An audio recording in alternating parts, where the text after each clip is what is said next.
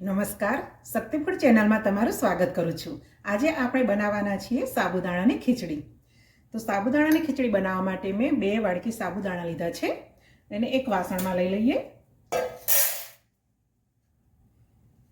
અને આ સાબુદાણાને આપણે 3 થી 4 વખત સરસ રીતે મસળીને પાણી વડે ધોઈ લઈશું।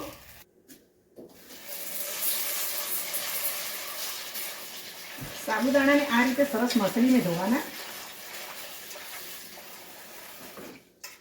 આ રીતે મસળીશું એટલે સાબુદાણાને ઉપરનો બધો જે કચરો હશે નીકળી જશે। તે મસળીને ધોઈશું અને એમાં પાણી આ રીતે નીતારતા જઈશું। સાબુદાણા ઉપર જે સફેદ સ્ટાર્ચ હોય એ આપણે મસળીને ધોઈશું એટલે સરસ નીકળી જશે।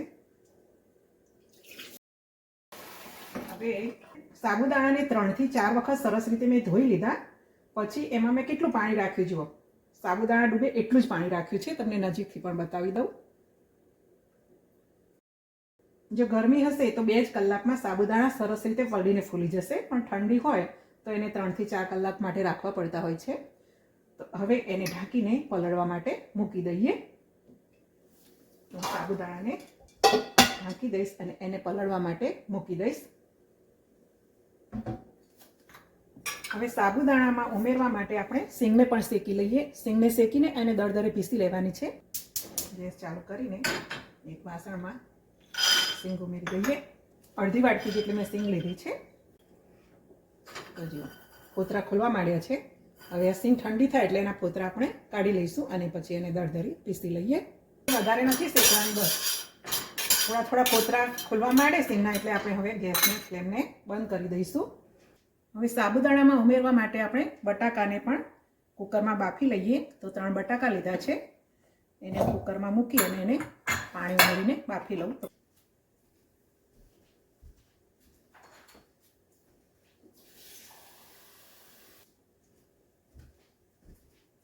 જો 1 ગ્લાસ જેટલું મેં પાણી લીધું છે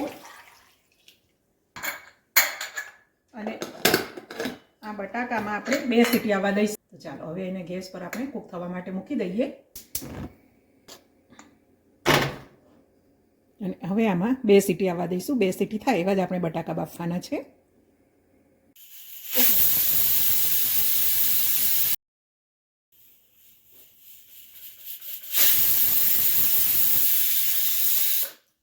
કુકરમાં 2 સીટી થઈ ગઈ છે એટલે હવે આપણે ગેસની ફ્લેમને બંધ કરી દઈશું અને કુકરને ઠંડુ થવા દઈએ। સિંગદાણા પણ ઠંડા થઈ ગયા છે એટલે એના ફોતરાને કાઢી લીધા છે, એને પણ આપણે પીસી લઈએ। આ રીતે આપણે સિંગદાણાને દળદળા પીસી લઈશું।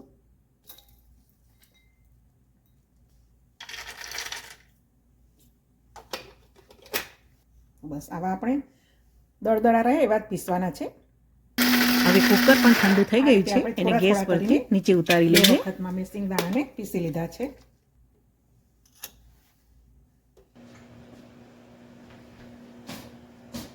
કુકરનું ઢાંકણ ઠંડુ થઈ ગયું છે તો હવે ઢાંકણ ખોલી દઈએ અને આ બટાકાને આપણે એક ડીશમાં લઈ લઈએ।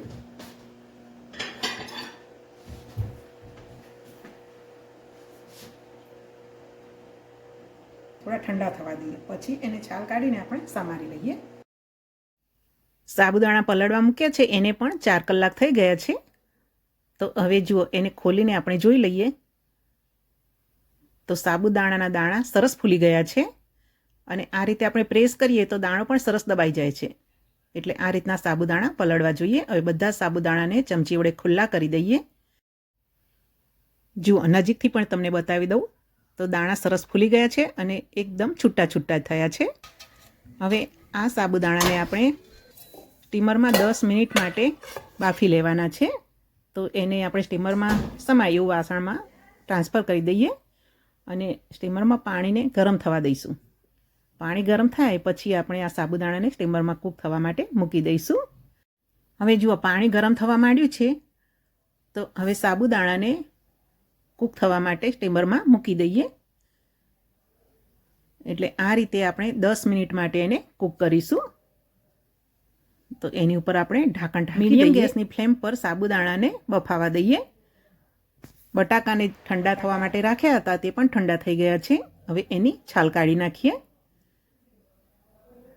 હવે બટાકાની છાલ કાઢી લીધી છે અને ખીચડીમાં ઉમેરવા માટે મેં લીલા મરચાં લીધા છે. તો 5 લીલા મરચાં લીધા છે. આ મરચાંને પણ આપણે ઝીણા ઝીણા સમારી લઈએ. બટાકાને પણ ઝીણા પીસમાં સમારી લઈએ.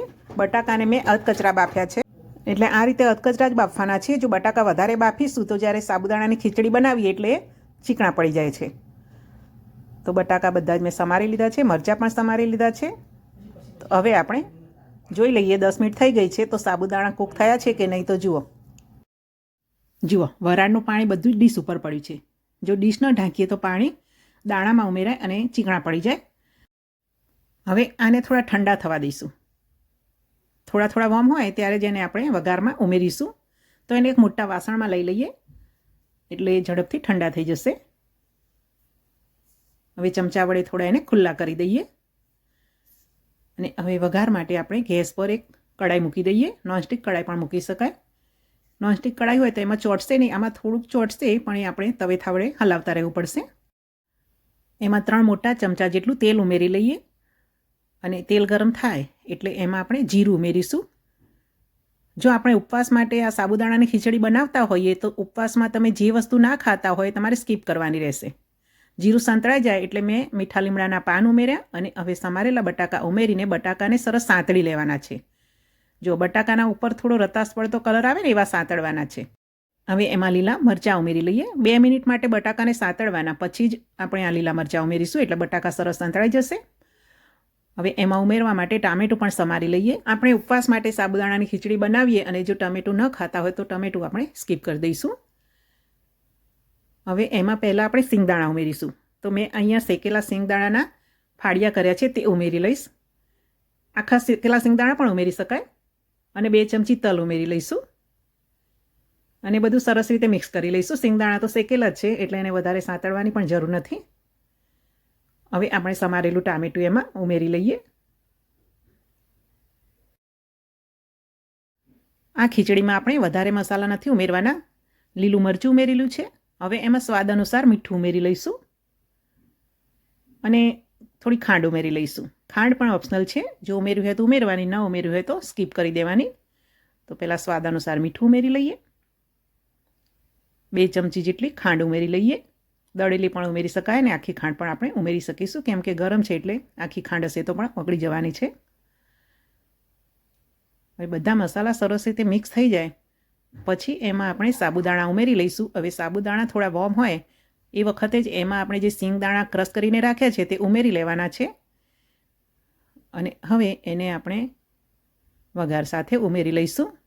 થોડા ઉમેરતા જઈએ અને મિક્સ કરતા જઈએ.